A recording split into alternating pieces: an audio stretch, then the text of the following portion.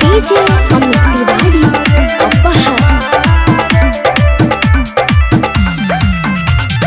गोठवा पर चढ़ी छौरी केसिया के झारे लाली लगा के मिटा कौन क्यों मारे रे गोठवा पर चढ़ी छौरी केसिया के झारे लाली बाली पेन्ह के उ कौन खीरे मारे चली बजा के जो बता के बगल वाली लाइन रे मिटा मारे की लाइन छौरी मारे मिटा मारे बगल वाली लाइन रे मिटा मारे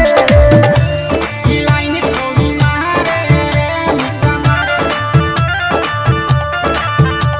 की लाइन छौरी मारे डीजे अमित तिवारी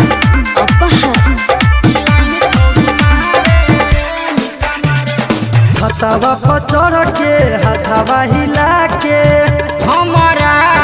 घर में बोला रे रे होके छौरी खारा करे रे इशारा नजरी से नजरी मिला रे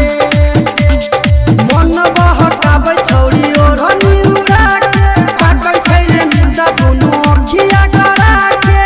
ताली बजा के जब ताके बगल वाली लाइन रे मिटा मारे की छौरी लाइन रे मिटा मारे बगल वाली लाइन रे मिटा मारे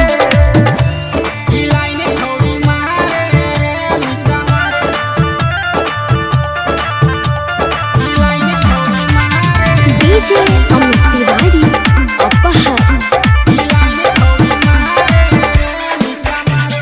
करे छै प्यार हमारा से ऊपर की मानै छै हमारे